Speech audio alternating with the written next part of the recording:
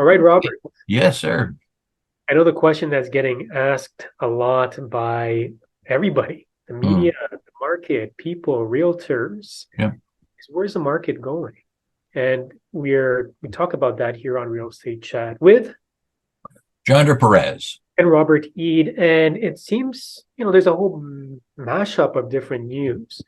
Some places are going up, some places are going down, some places are going sideways. But if we were to ask, what is the long term, at least the immediate long term view of the market? Robert, where would you say the direction is headed in terms of price, in terms of sales, in terms of outlook? Okay, well, anybody who guesses about the real estate market beyond 2 months, 60 days, and at this time of year, let's say to the end of this year, September, October, November, December, which always you can say it's going to calm down. Depends on when the winter comes, depends on if something weird like a war happens. But anybody in the real estate business who makes a prediction beyond 60 days out is guessing wildly.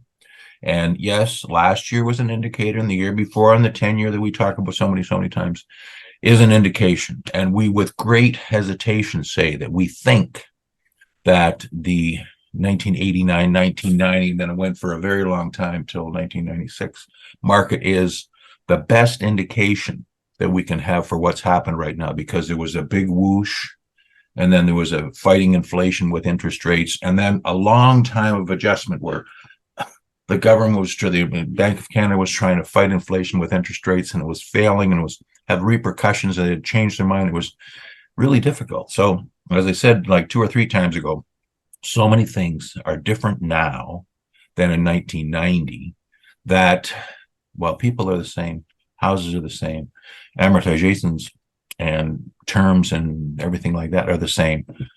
The mentality of people are very much different. At the time, 8% would have been a darn good mortgage rate. Now, anything above 2.5 is deemed high. So, what's going to happen? It's time for caution. It's a time to take it easy until the 15th of February. On the 15th of February, you'll know what next year is going to do. Until then, you're just guessing. So there's a pretty much what I'm hearing from you, Robert, is of course there's a lot of different things happening. There's a lot of noise. And on Real Estate Chat, we don't have a crystal ball, we don't guess. What we look at and I guess the closest we get to trying to guess something is Robert's projections based on actual real data and facts and statistics that we have access to. But basically, the point is, if you're trying to guess at where the market is going, there's a lot of the pro real estate saying that, of course, they realize that any blips are short term, and in the long run, things will always be the same. And then there's the haters that basically, for whatever reason, they just want to see the market crash, or maybe they don't want to see the market crash. But there's always that, there's that negative connotation to real estate. But in this episode, we're going to talk about a Posthaste Financial Post article that identifies a certain number of key forces that are gathering against Canada's housing market. And here's the article here. We're going to link this in the show description.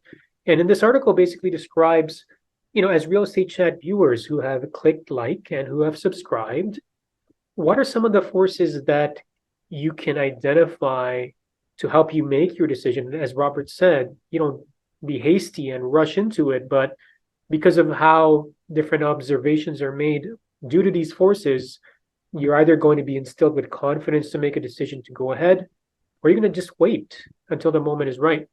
So this article goes through a couple of those, one of them being bond rates and or bond yields and how they link to interest rates, especially the fixed rates. And basically what they're saying here, you can read the details once you get to the article itself. This is the forecast by TD Economics, basically because there's a tie between bond yields and interest rates. Basically, Robert, it's pointing to what? The fixed rates going higher, which affect affordability. And what does it mean when affordability is affected? Well, what it means is that sales will diminish because people don't want to pay a top price and a top interest rate. And so if sales diminish, then the people who are absolutely serious about selling will be confronted with an offer that's not what they expected, but maybe it's more than their worst case scenario, and so they accept it. So that means prices drift down a little bit. Now, this happens all the time, like 3 times in every calendar year. There's just an ebb and a flow. And as you said quite accurately, there's some people who are gung ho, rah rah, and they've been in the business for 10 years, but they don't know anything other than up, up, up, and up. They saw something happen in 2018 where it faded, and then it came back, and then sort of faded again, then it came back. And so, as you say, that's what they're expecting again. And my most cautious look towards the future is that I hope we don't see a spring that doesn't come in 2024.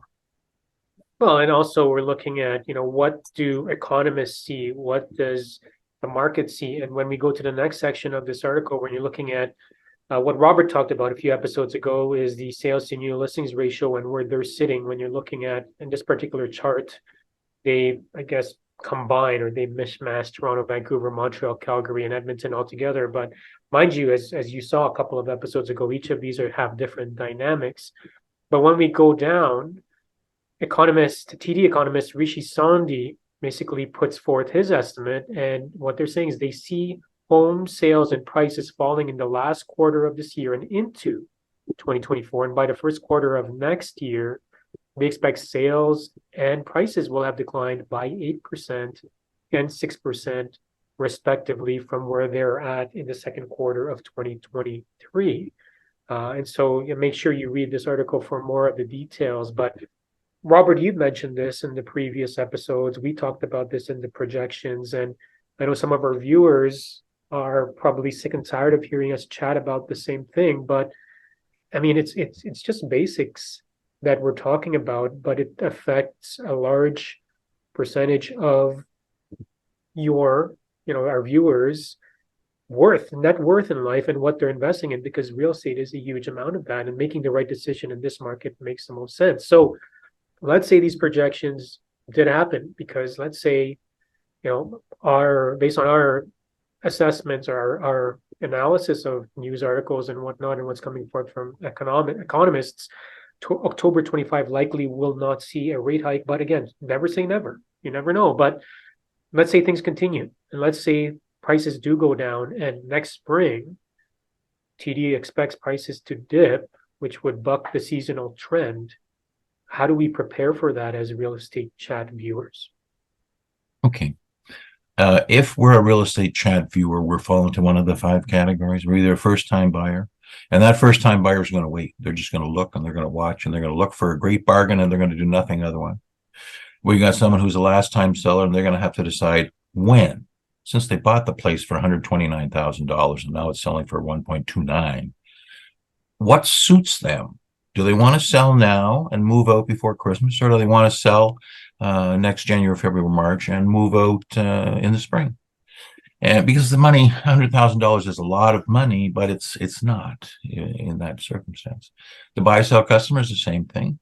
He's going to say, oh, the value of mine has deteriorated, but the value of what I want to go to has deteriorated further. So I'll take an action again when it suits me. Do I wait till next year? Maybe. Do I do it now? Maybe, if something pops up. And then you got the investment class. Now, the investment class, if the investment was for a 10-year period, they're only 5 years into it, and it's paying rent, it's in the money, then it's not underwater, then people just keep it probably, because the plan was to keep it for 10 years. If you're underwater, or if you bought a house in the last 3 years and maybe the mortgage is up to here and the payments are up to here and you don't like to see what the future is, then you're going to maybe have to make a couple of tough decisions. However, for most people, you're just going to be cautious and you're going to do nothing that overextends yourself. And the thing that I've heard 3 times over the weekend is regime change, but said in the context of inflation. That we have to have a mentality readjustment, a regime change when it comes to inflation, so that forget about 2% as the objective. Forget about having 3% mortgages, 3-4% mortgages. No.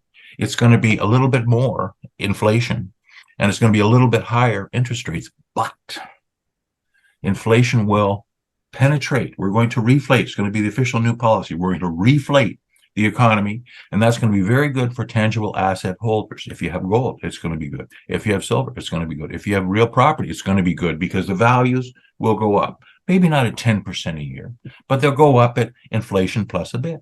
So you'll see 5-6% a year appreciation in your property. Once this everything shakes out, and once everybody's got rid of their 2% existing variable mortgage or 5-year that they got at the very best time, once all that sort of adjusts. So it's a regime change mentally. Everybody says, okay, it's not like that anymore. Now, it may mean that the average price will be $950,000. And so maybe that's terrible. But if that's what it is, then that's what it is. So wherever you're planning to go, it now will be $200,000 less.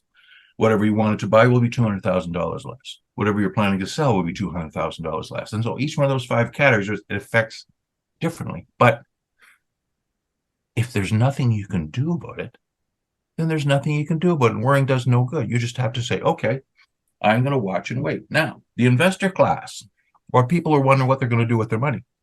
We've now had this housing affordability crisis present itself as a supply problem to provinces and municipalities, and Toronto specifically. Just put forward this intensification, gentle intensification program for main streets, which is, probably if you got a yellow line down the middle of your street, you qualify for houses that front onto main streets or back onto main streets, or could be combined into a bigger parcel. And you could put a small apartment building on. There's 6 stories, not 25, but townhouses, just like they're doing on Bayview, with very luxurious townhouses on Bayview. You go up and down the 401, up and down Bayview, north and south of 401. It's all townhouses, some with rear access, some with front.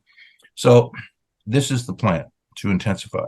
So it may be that what you can do, instead of buying a high-rise condo, is you can buy a piece of land that just happens to be 2 doors down from the corner, where it's got a 37 by 100-foot beat-up old house on it. But it will soon qualify. It will soon be part of an assembly where they're going to put a small apartment building on there. So it may be another way that you can still participate in the real estate market, but not with this. You put 20% down and you don't have to pay anything. That's artificial market in those condo pre-sales. This is where you'd actually have to be a property manager and you have to understand what you're doing. But if you got burnt over there, maybe you don't want to do it again. You want to find something that's tangible, a little bit smaller. You can control one tenant, you control one property, you control one set of zoning rules. So I don't know if that's an answer, but it's certainly long. Well, I mean, there's opportunity, and if you dissect what Robert is saying, is that we seem to have a psychological attachment to what a price should be based on recency bias, based on how high we've seen prices, and we see that happening with sellers right now, is that they don't want to let go of that, and they do what's chasing the market down, right? So, key point, you just reminded me that we've got this chart which adjusts the prices as they went along for inflation. That just because it was $1.2 million or 1.343 at the very peak doesn't mean when it gets to be 1.4343 again in, say, 5-7 years, that it'll be the same money. And so what you've got to do is calculate, what can I do with the amount of money that I will get? If I sold this property now, what can I do with it? And if I could still do the same thing, even though I'm only getting 82% of what I could have got then, because you can't go back to that. If you can still do that, because that price is lower, you haven't lost anything. And that's the beauty of real property. It's a tangible asset that's always worth the same thing relative to everything else. Well, there you have it. Make sure you leave into the comments what you think about this discussion, and make sure you ask us, any questions that you'd like for Robert and I to answer in upcoming episodes of Real Estate Chat. Do the right thing, be prudent, do your analysis, do your research, educate yourself, make the right decision. And waiting is not a wrong decision, as long as you're confident when you do decide to enter the market that it's the right opportunity for you. Thanks for watching. Take care and bye for now. Bye for now. See you.